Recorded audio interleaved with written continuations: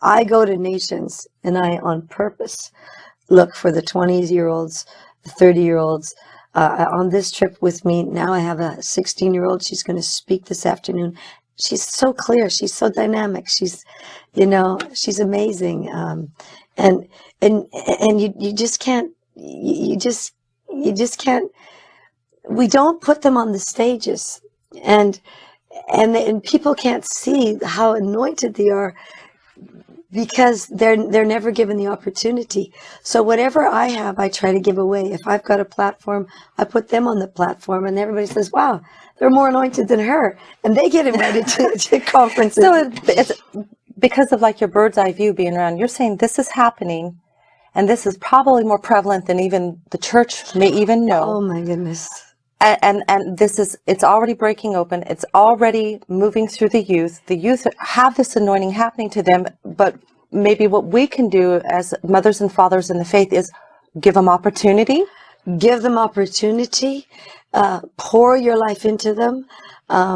Whatever you have, if you're a prophet, lay hands on them, let them prophesy.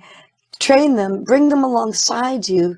I mean, in Africa, there's a young girl named Melissa Stanton and Cher Pratt, and work with Heidi Baker. But Melissa is passionate to see the house of prayer. She's training the children in the orphanages in 24-hour houses of prayer, the Mozambican pastors and the children. And she's already started 24/7 houses of prayer. Now, they don't go year round. They go week-long, 24/7. And all the kids, she's training them to be, like the orphans in the orphanage. They're the burgeoning prayer movement, I mean, I was in a youth prison in Brazil when I was there. And I preached the gospel to the prisoners. I mean, these were bad kids, 12 to 16 years old, and they were in prison for murder. Every single one of them had been a drug addict. I mean, thieves, bad kids. Went in there and preached the gospel, gave the altar call. By the time we left prison, at least 50% of those kids had given their life to Christ. And before I went in there was only 2 kids that were Christians. And I said, is there anybody here that's already a Christian? And this one kid came up, and he said, and all the other kids, the 12 to 16-year-old prisoners, said, Pastor, where's the pastor? They called him the pastor. The kid was 16 years old. And he's the pastor in a prison. He's the pastor in a prison. I looked at him and I said, okay, see how many of these kids have become Christians today? I said, I have to leave here now, but you're gonna stay behind.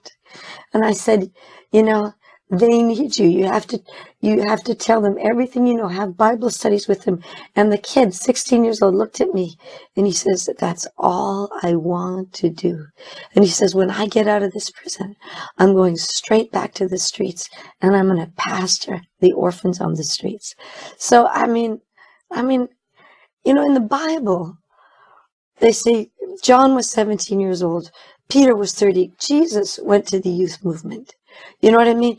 David was a youth when he was anointed. Jeremiah was but a youth. They say 17 years old. Almost, you look at them. Ezekiel was 30 years old. When he was called. Most of the people, when they were called in the Bible, were young. And we don't have biblical worldviews.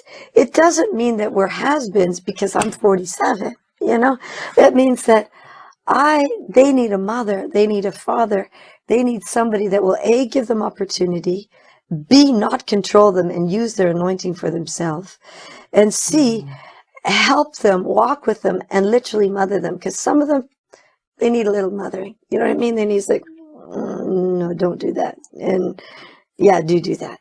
Yeah, yes. do this. Because some of them have such powerful anointings. You have to say, hey, you need to use restraint on that one.